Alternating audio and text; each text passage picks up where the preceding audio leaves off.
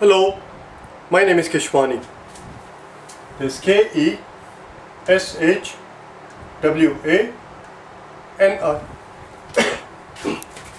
Keshwani.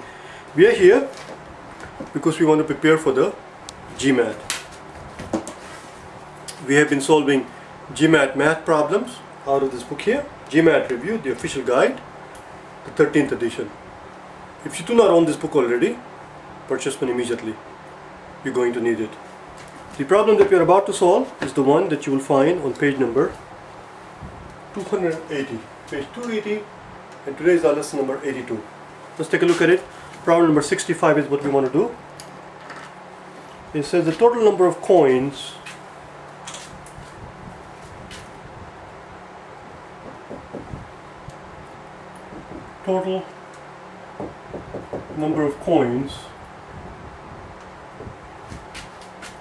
B and C have. That's all they're asking. What is the total number of coins? Statement number one says that B has 50% more than C. Well, simply knowing that B has 50% more coins than C does is not going to tell us how many total coins B and C have together too, is it? Of course not. The first statement by itself is no good. A, D, B, C, E. A, D, B, C, E. Since the first statement by itself does not work, answer cannot be B, C, or E. It's got to be either. Since the first statement does not work, we can cross out A. A, D, B, C, E. Since the first statement doesn't work, answer cannot be A or D. It's got to be either B, C, or E. Let's look at second statement. And if you still do not know what I just did here, A, D, B, C, E, make sure you watch the intro. Just type in my name and type in data sufficiency intro and watch that video. The second statement says that the total number of coins that they have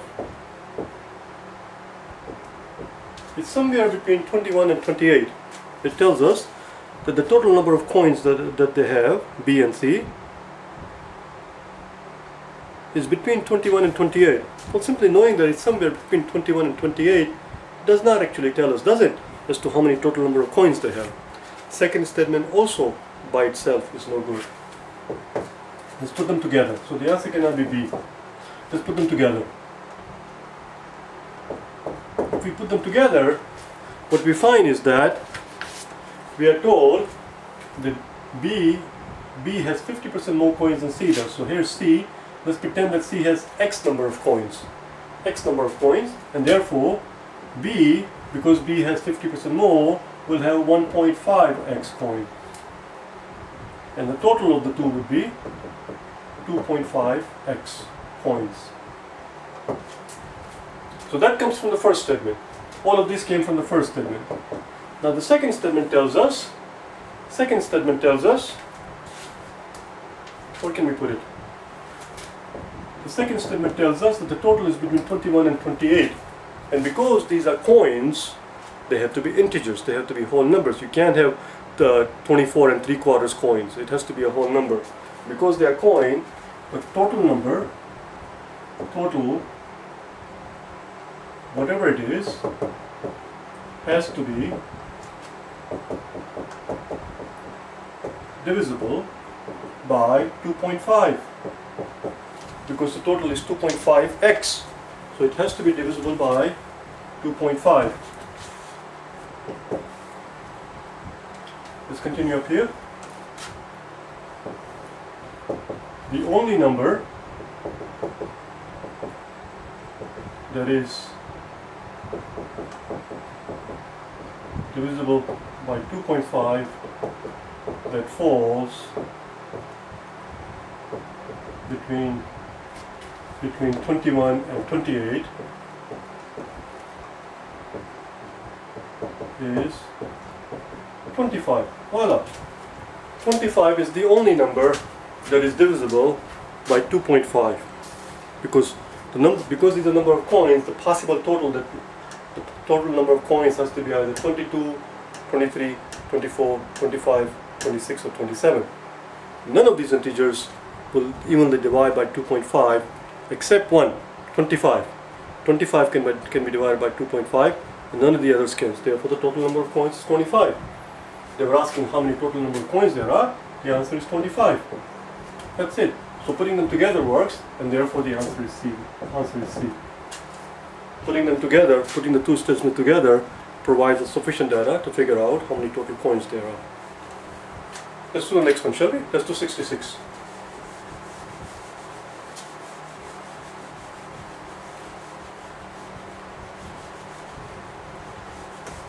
In 66,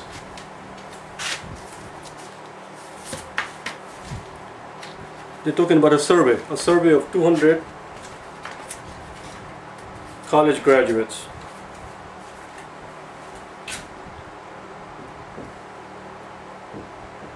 So we have 200 people that are surveyed. We are told that 30% had loans, L. And we are told that 40% had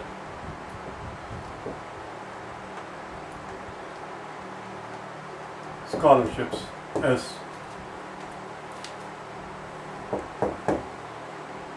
The question is,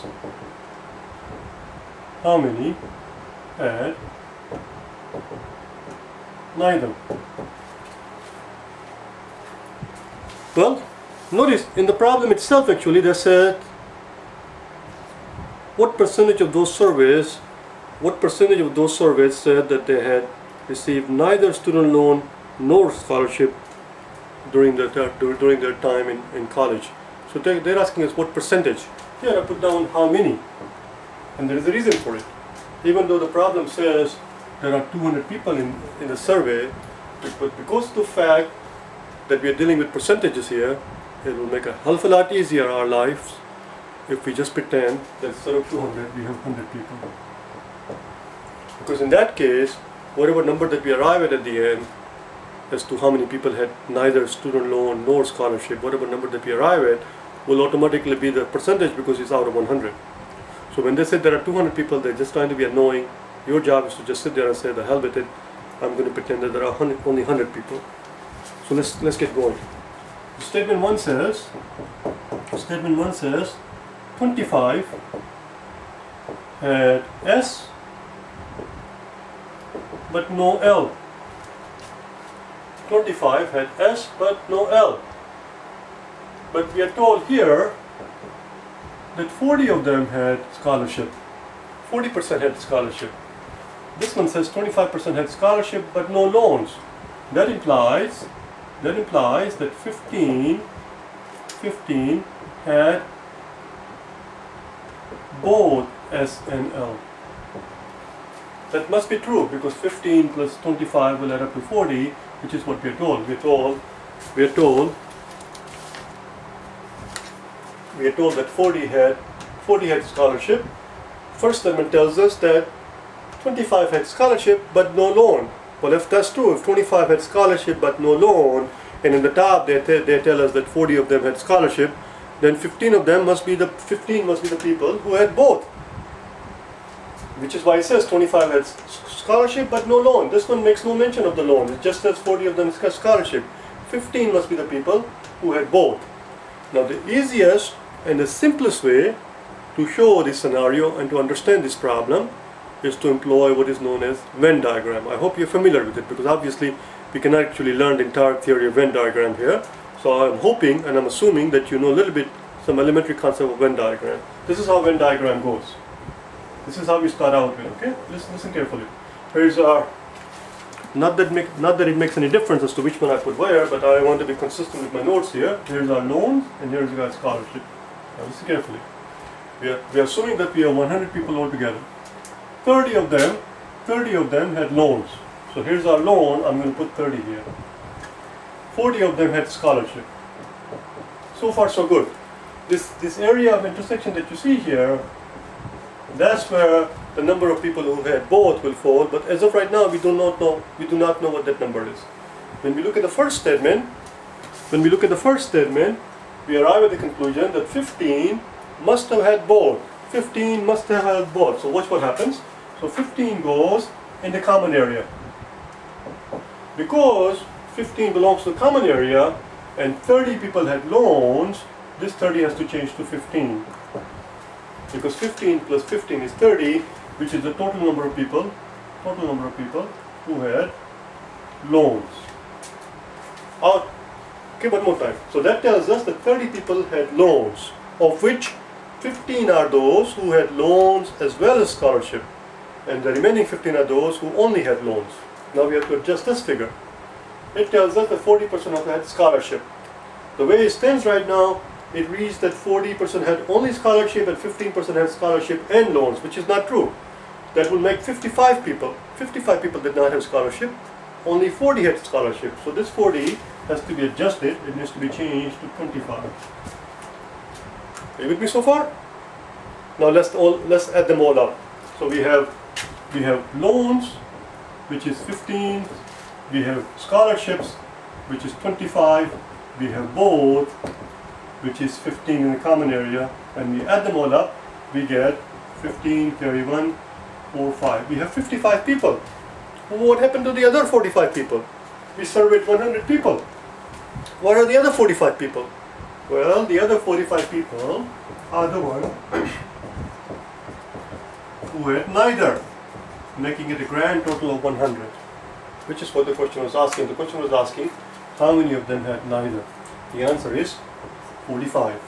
The first statement by itself does a beautiful job in giving us sufficient data to be able to figure out how many of them had neither.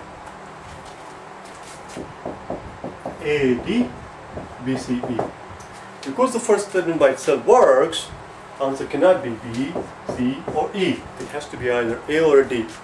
Now when we analyze the second statement, and it turns out the second statement also has sufficient data, the answer would be D in that case.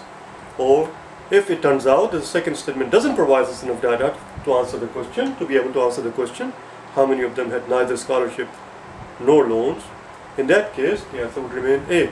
Let's look at second statement. So when you're looking at second statement, this is the tough part. When you're looking at a second statement, you must delete your memory. You must behave like a robot where you press the button and it deletes the entire memory. You cannot go by anything that you read in the first statement. That no longer exists. You cannot mix them up. The second statement says, okay, here's what second statement says. Second statement says, half of those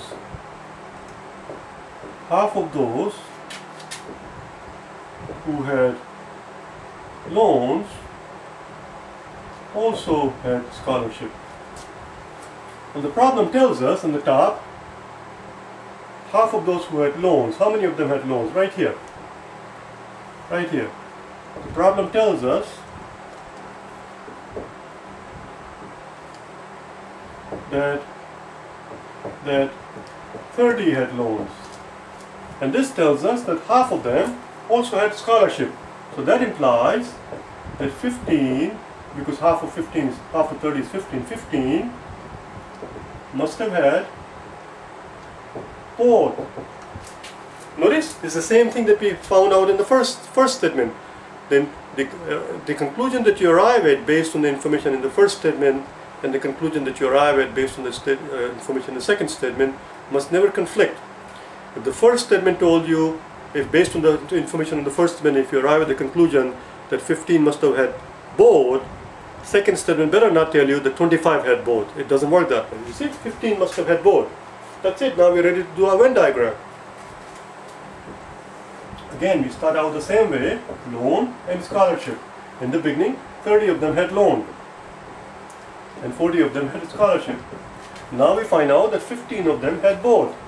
Now we find out that 15 of them had both. So 15 goes in the middle. This is the common area.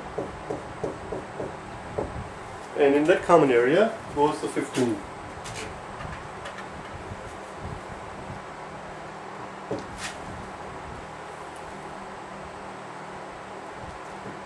If 15 goes there, we have to adjust this part. This becomes 15 and this becomes 25, just like before. Nothing changes.